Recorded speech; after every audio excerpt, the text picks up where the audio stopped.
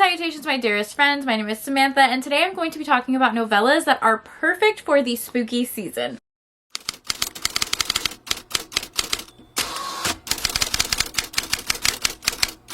How are you? Welcome back to my channel. Welcome back to Trope Week. If you don't know what Trope Week is, it is a series I do on my channel where for an entire week I pick one specific romance book trope and give you a bunch of recommendations. This week I've been doing a bunch of videos based on spooky season, so fantasy, paranormal videos. Today I'm going to be talking about novellas, so short stories that are less than 200 pages that are perfect for spooky season and your fall TBR. This is a collab with one of my good friends, Rachel from Rachel Reads and Sings. We both love novellas, so of course we had to do this video together. I love Rachel. She's so incredibly talented. Her singing voice is stunning. Just gorgeous. She's gorgeous and gives the best recommendations. This video is perfect because me and Rachel host a novella-thon with two of our friends, Tiffany and Avery, and we are bringing back the novella-thon for spooky season between October 16th and October 22nd. I did make an announcement video of all the prompts of that read-along and our buddy pick, so I'll leave that down below. If you're looking for even more recommendations, this is going to be the video for you. October just goes by so freaking fast, and sometimes I don't get to read all of the books on my TBR, so novellas are perfect for that. Okay, there are actually so many novellas that are set around Halloween. I think in this video alone I have like 4, so I'm quickly gonna go over those first. Okay, the first one is like classic. You have to read this during Halloween time. It is Halloween Boo by Sarah Spade. It has a series that is focused on different holidays, and obviously this one is Halloween. So our heroine moves into a new apartment and she's noticing that there might be a ghost in the apartment. The ghost that lives in the apartment, it's a guy that used to live there, and they have an attraction with one another that they can't really explain, but they just go with it and have some really fun, steamy times. It's like Ghost and Casper, but make it sexy, which sounds kind of weird, but I promise you it's really fun. Sarah Spade does have another Halloween novella that I plan on reading this season, and it is called Trick or Beast. Cover is so fun, and what I'm reading right now just to like get me into like the fall spooky autumnal vibes. Another one that I set during Halloween time is Hollow's Grove, another series where the author writes novellas with a bunch of different holidays: Valentine's Day, Christmas, 4th of July. I think she even has like a Mother's Day one. This one obviously takes place during Halloween time, and it is a best friend's older brother trope. Our heroine's best friend actually wants them to get together. She wants her best friend and her brother to be together because she thinks they would be super cute. Everyone is terrified of everything Halloween, but she ends up helping her best friend and getting paired with her best friend's older brother, who has always teased her and messed with her when they were kids, but of course like he's obsessed with her. This has a little bit of a BDSM because our hero is a pleasure dom. So sexy. A little bit of a breeding kink, primal kink, like everything. Okay, it's so spicy, so fun. I highly recommend it. Next one is Bewitching the Boss by Jessica Kane. I love Jessica Kane novellas. Okay, she's actually really sad because Jessica Kane announced that she's no longer going to be writing novellas, and I'm so fucking devastated. Like, I don't know anyone who writes unhinged novellas the way she does. Like, they're perfect. But okay, this one takes place during Halloween. Our hero is this shy, nerdy tech software engineer. Hires our heroine because she's a party planner and she is going to be planning his company's Halloween party. Well, it turns out our heroine has actually been stalking our hero for like 2 years, and now she is like ready to shoot her shot. I really like this one because our hero is more shy and subdued, and he is a virgin hero, and then our heroine is a lot more dominant, knows what she wants, is absolutely obsessed with our hero. Jessica Kane does so well, like with the obsession between the characters, and she's able to write it in like 80 pages. This one is so fun to read. This one that is so fun to read during spooky season is Bump in the Night by Casey Mint, the first in her Hot and Haunted series. Casey Mint does give a little bit of Jessica Kane energy, where her novellas are very short, steamy, and quick, but also a little bit unhinged. In this one, our heroine is obsessed with ghosts, and she is a maid at a haunted hotel and ends up meeting our hero, who is a horror author.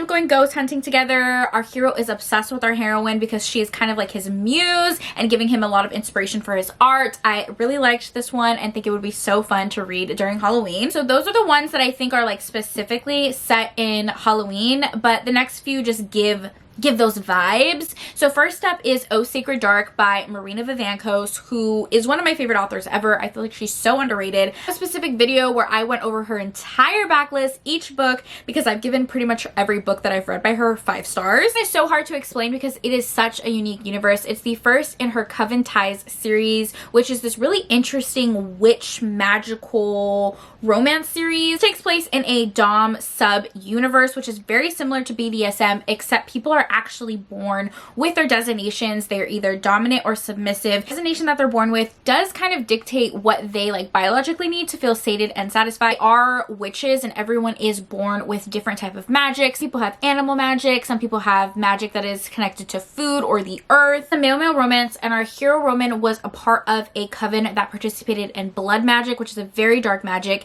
He went through a lot of abuse from his own father, and finally he gets out of that coven and he gets sent to another coven for safety and protection. That's where Tyler comes in. There is the second in command to this witch coven and kind of helps Roman acclimate to society and really understand that he is worthy of happiness and love. They form a really deep connection that starts as a friendship into a relationship. This does have BDSM elements to it. So perfect. I love both of our heroes, and seeing them fall for each other was so incredibly romantic and beautiful. This does have quite a few trigger warnings, but I loved it. I loved it so much. And it is in this really small town, so it also gives very like warm, cozy autumnal vibes. So good. The entire series is amazing and I highly recommend it. One novellas for spooky season, you have to read Sam Costa. Like, come on, she is the queen of monster romances, let me tell you that. Honestly has tons of novellas that are great to read during the season. She just came out with one called Hollow. This is our buddy pick for the Novellathon, so we will have a live show talking about this book,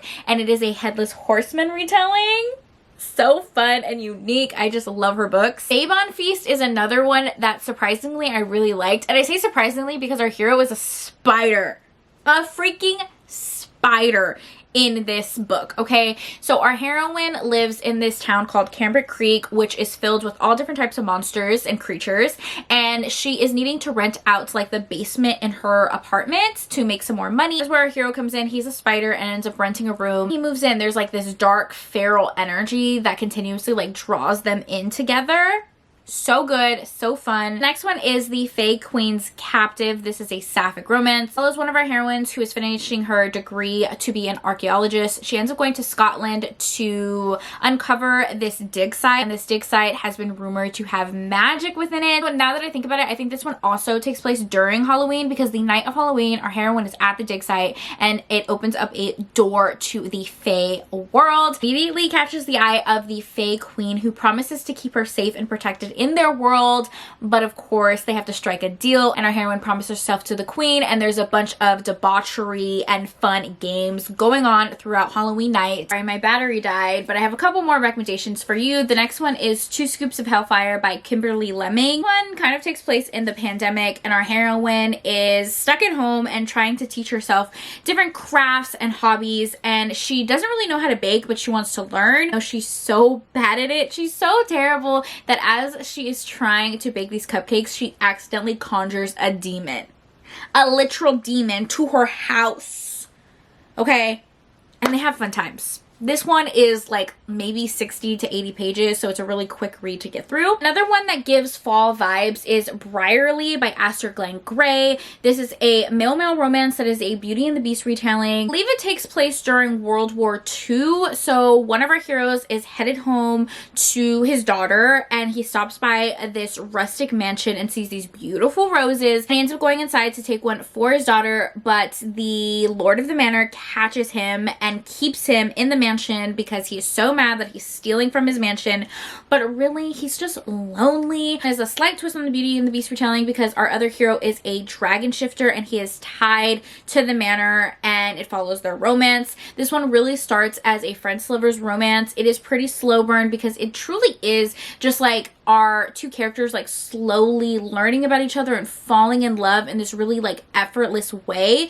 so romantic. I absolutely love the setting, the gothic mansion, the ghosts in the house, like everything is just so good. There are so many Beauty and the Beast retellings that I definitely feel like it can be overdone, but this one is told in such a unique and romantic way. Cleo Evans has a series called Creature Cafe. The first one is Little Slice of Hell. This one isn't my favorite, but I do enjoy the series overall. The entire series takes place in a coffee shop with a barista who finds different paranormal creatures and matches them to their fated mates. You have so many pairings like angels and demons and succubus. The first one is a male-male romance, but there's also poly romances and sapphic romances within the series, and I think it's just really fun. So you can pretty much pick any of them to read. You don't have to necessarily read them in order. I think this one is a fun one if you're looking for some monster novellas to read during October. Next up is Sanctuary by Alexandria House. So this is a second chance romance. Hero and our heroine were high school sweethearts, but our hero actually ends up leaving our heroine on their prom night without much explanation. Basically disappears, and she never really hears from him again in her entire life. She's always thinking about him.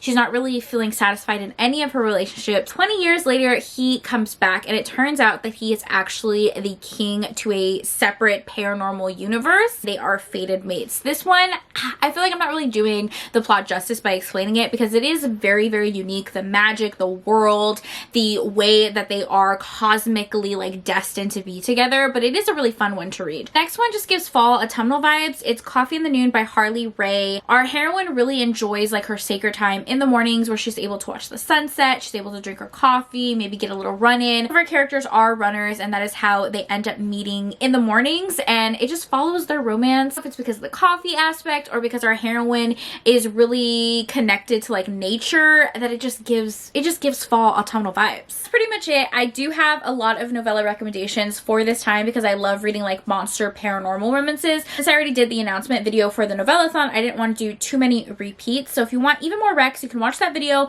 and also watch Rachel's video. So that's it. Let me know what is on your spooky season TBR. I hope you guys enjoyed this video. As always, thank you so much for taking time out of your day to spend time with me. It means the world to me. I hope you guys are all staying happy and healthy, and I will see you in my next video. Bye!